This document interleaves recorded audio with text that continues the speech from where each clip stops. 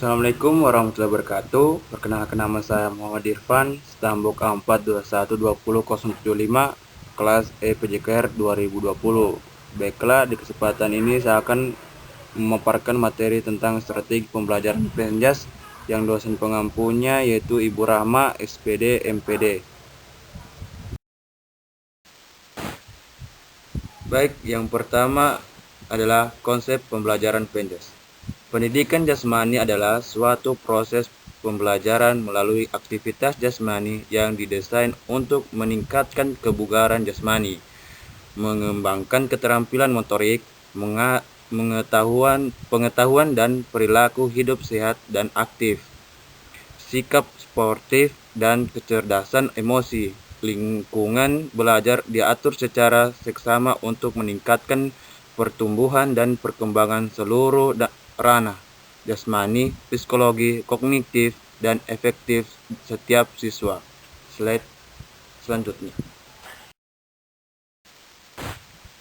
Baiklah, yang selanjutnya adalah fungsi dan tujuan pendidikan jasmani. Fungsi pendidikan jasmani. Pendidikan jasmani dan kesehatan yang mengutamakan aktivitas jasmani dan pembiasaan hidup sehat yang menjadi penunjang pertumbuhan dan pengembangan siswa, memiliki fungsi pembelajaran pada beberapa aspek. Yang pertama yaitu aspek organik atau perkembangan struktur dan fungsi tubuh. Yang kedua aspek neuromuskuler atau psikomotor, keterampilan gerak. Yang ketiga aspek perseptual, keterampilan penalaran. Yang keempat aspek kognitif, keterampilan berpikir.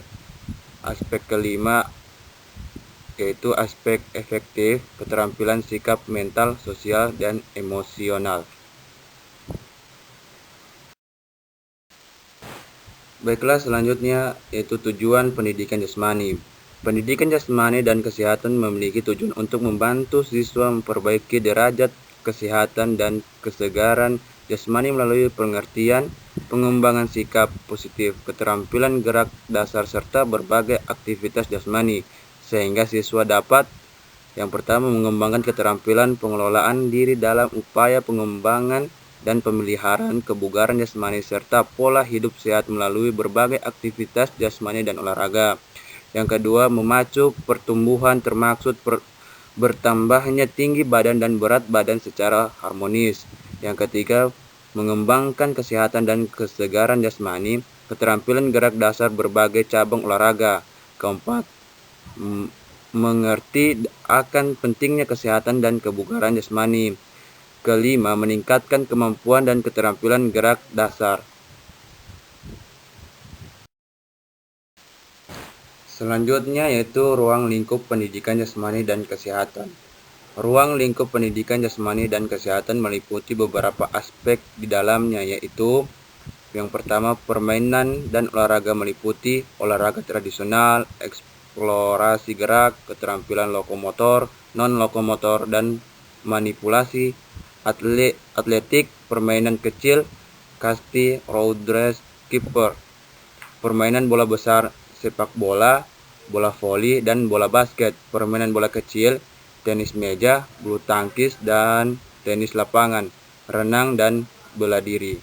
Yang kedua yaitu aktivitas pengembangan sikap tubuh, meliputi mekanika sikap tubuh, komponen kebugaran jasmani, dan bentuk postur tubuh. Yang ketiga itu aktivitas senam, meliputi ketangkasan sederhana, ketangkasan tanpa alat, ketangkasan dengan alat, dan senam lantai. Yang keempat, aktivitas gerak ritmik, meliputi gerak bebas, senam pagi, SKJ, dan senam aerobik. Baiklah, selanjutnya kita akan membahas tentang strategi pembelajaran Penjas. Nah, pertama itu pengertian strategi pembelajaran Penjas. Dapat kita ketahui secara umum, strategi mempunyai pengertian suatu garis besar haluan untuk bertindak dalam usaha mencapai sasaran yang telah ditentukan. Sedangkan belajar adalah bentuk aktivitas manusia yang dilakukan sejak lahir sampai meninggal dunia atau suatu yang perubahan pada kepribadian yang dinyatakan pengusahaan, respi, sambutan, atau tingkah laku yang baru yang berupa perubahan keterampilan, sikap, kebiasaan, kesanggupan, dan pemaksaan. Sedangkan mengajar adalah suatu pembuatan dapat dikatakan tindakan mengajak bila tindakan itu didasarkan atas suatu perencanaan yang matang dan teliti. Baiklah, selanjutnya itu prinsip-prinsip pembelajaran penjas, prinsip-prinsip umum. Menurut Sanjaya 2006, ada 3 prinsip umum yang harus diperhatikan, yaitu sebagai berikut. Yang pertama, berorientasi pada tujuan. Tujuan merupakan komponen yang utama dalam proses pembelajaran. Berbagai aktivitas guru dan peserta didik harus diupayakan untuk mencapai tujuan yang telah ditetapkan sebelumnya. Dikatakan berhasil ketika peserta didik mencapai tujuan pembelajaran. Yang kedua itu aktivitas. Peserta didik bukan untuk menghafal sejumlah fakta atau informasi, melainkan mereka harus berbuat, memperoleh pengalaman tertentu sesuatu pada tujuan yang diharapkan. Untuk itu strategi harus bisa mendorong aktivitas peserta didik. Yang ketiga yaitu individualitas. Dalam proses pembelajaran, hal yang diinginkan adalah dapat mengembangkan setiap individu peserta didik. Seorang guru atau pendidik dikatakan berhasil apabila bisa menangani keseluruhan dari peserta mencapai tujuan. Selanjutnya itu prinsip-prinsip pendidikan jasmani. Menurut Delbert Obertuffer dari Universitas Yusuf Adisasmita, ada prinsip-prinsip yang harus diperhatikan dan dijadikan pedoman dalam melaksanakan pendidikan jasmani, yaitu yang pertama, bahwa pendidikan jasmani harus merupakan gambaran dari negara, harus merupakan pokok dari kebudayaan bangsa dan tidak bertentangan dengan usaha pencapaian tujuan hidup suatu bangsa. Yang kedua, bahwa pelaksanaan pendidikan jasmani harus selalu mengakui pengetahuan dan membuktikan fakta-fakta tentang manusia sebagai suatu organisme. Yang ketiga, bahwa dalam pendidikan jasmani terdapat tujuan, dasar, penilaian, dan kriteria untuk mengukur manfaat pelaksanaan bagi kebaikan individual. Yang keempat, bahwa dalam pendidikan jasmani terdapat potensi besar untuk belajar, untuk menanamkan pantulan pikiran, dan untuk kecerdikan memilih. Baiklah, selanjutnya yaitu komponen strategi pembelajaran. Komponen pembelajaran adalah kumpulan dari beberapa item yang saling berhubungan satu sama lain yang merupakan hal penting dalam proses pembelajaran mengajar. Di dalam pembelajaran terdapat komponen-komponen pembelajaran yaitu kurikulum, guru, siswa, metode, materi, alat pembelajaran, dan evaluasi. Proses pembelajaran terdiri dari beberapa komponen yang satu sama lain saling berinteraksi dan berinterelasi. Komponen-komponen tersebut adalah tujuan, bahan pembelajaran, kegiatan belajar mengajar, metode, alat, sumber pelajaran, dan evaluasi. Baik, selanjutnya kita akan membahas tentang fungsi dan peranan guru dalam pembelajaran penjas. Yang pertama, peran guru dalam pembelajaran penjas. Peran guru PJOK terhadap pendidikan kesehatan. Guru PJOK adalah seorang pendidik profesional yang menguasai pengetahuan di bidang pendidikan jasmani, olahraga, dan kesehatan. Menurut Sunarjo dalam Setio 2010, di dalam pendidikan kesehatan yang juga bagian dari usaha kesehatan sekolah, guru PJOK memiliki peran diantaranya adalah menanamkan kebiasaan hidup sehat di kalangan siswa, melakukan pengawasan dan pemeriksaan kebersihan siswa, melakukan pengawasan dan pemeriksaan kebersihan lingkungan sekolah, melakukan P3K dan pengobatan ringan dalam batas-batas kemampuannya, mengenal tanda-tanda penyakit menular beserta masalahnya, dan mengetahui usaha-usaha sebagai tindakan selanjutnya, mengamati kelainan tingkah laku siswa. Baik, selanjutnya itu fungsi pendidikan jasmani, olahraga, dan kesehatan. Yang pertama itu aspek organik. Yang pertama, menjadi fungsi sistem tubuh menjadi lebih baik sehingga individu dapat memenuhi tuntunan lingkungan secara memadai serta memiliki landasan untuk pengembangan keterampilan. Yang kedua, meningkatkan kekuatan otot, yaitu jumlah tenaga maksimum yang dikeluarkan oleh otot atau kelompok otot. Yang ketiga, meningkatkan daya tahan otot, yaitu kemampuan otot atau kelompok otot untuk menekan kerja dalam waktu yang lama. Yang keempat, meningkatkan daya tahan kardiovaskuler, kapasitas individu untuk melakukan aktivitas yang berat secara terus-menerus dalam waktu yang relatif lama.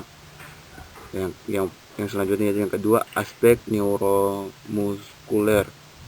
Yang pertama itu meningkatkan keharmonisan antara fungsi saraf dan otot.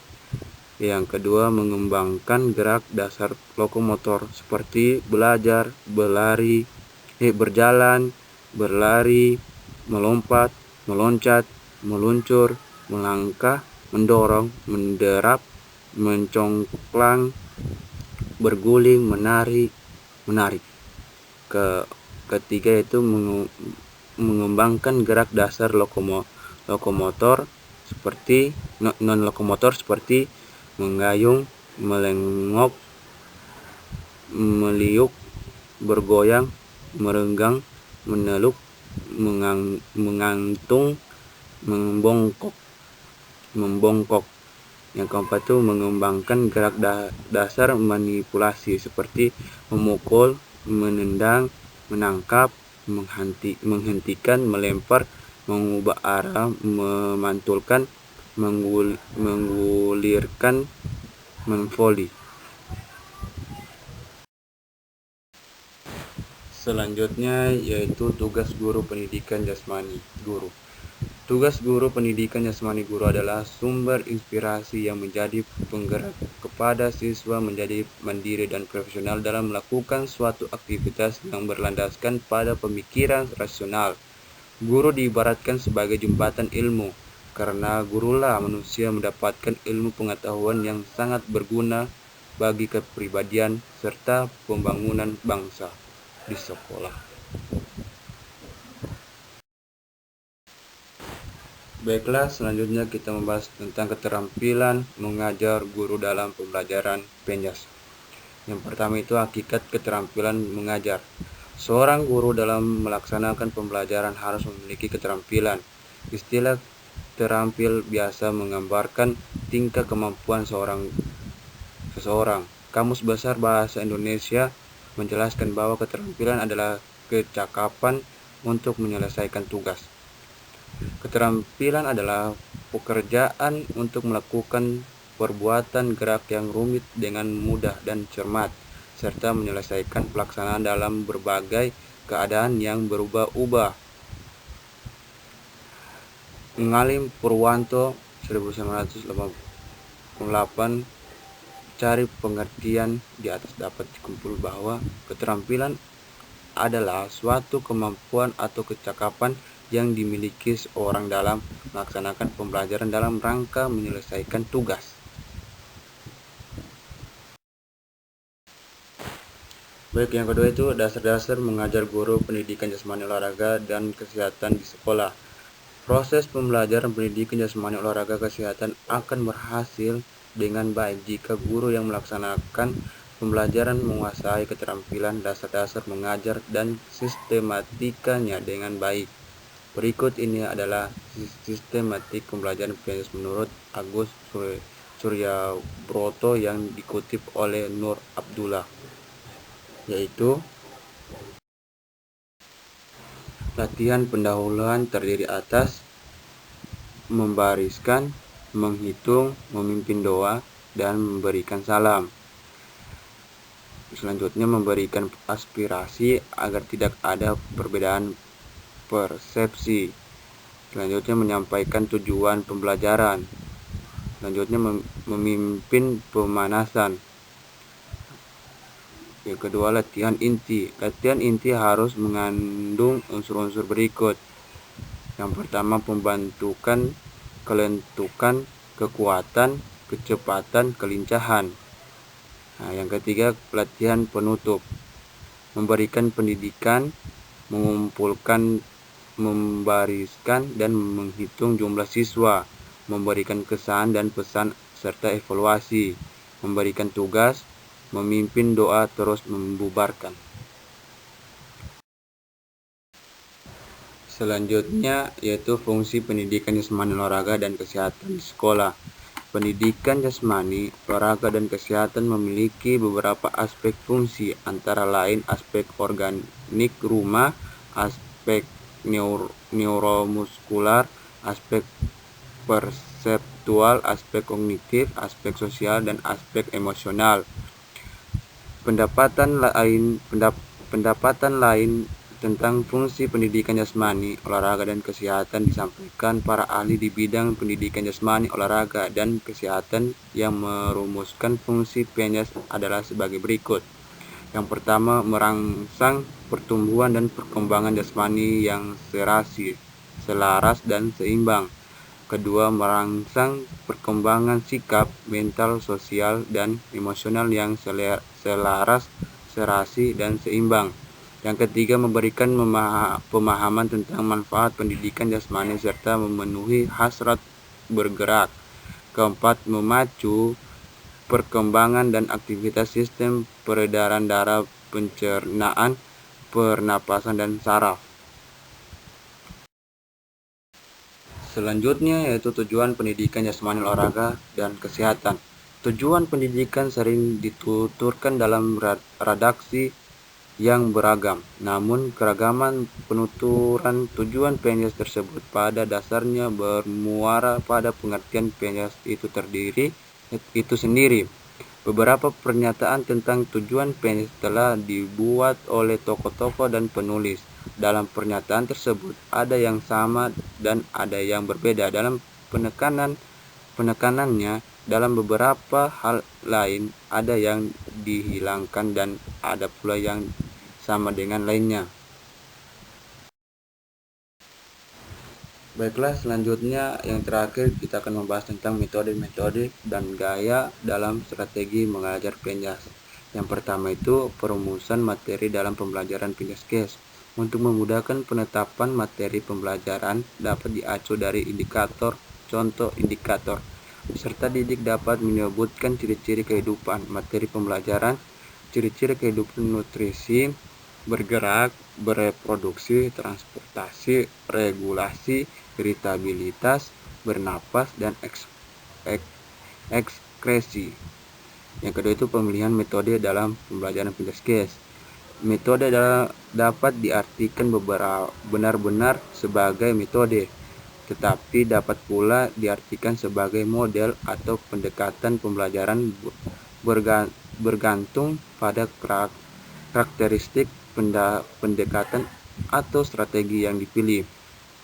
Yang ketiga itu organisasi pembelajaran PNS. Organisasi pembelajaran atau organisasi pembelajaran adalah suatu konsep di mana organisasi dianggap mampu untuk terus-menerus melakukan proses pembelajaran mandiri, self-learning, sehingga organisasi tersebut memiliki kecepatan berpikir dan bertindak dalam merespon beragam perubahan yang muncul. Baiklah, itu tadi pemaparan materi tentang strategi pembelajaran PNS dari saya. Apabila ada salah kata dari saya dalam memaparkan materi ini, mohon dimaafkan. Sekian dari saya. Wabillahi taufiq wal hidayah. Assalamualaikum warahmatullahi wabarakatuh.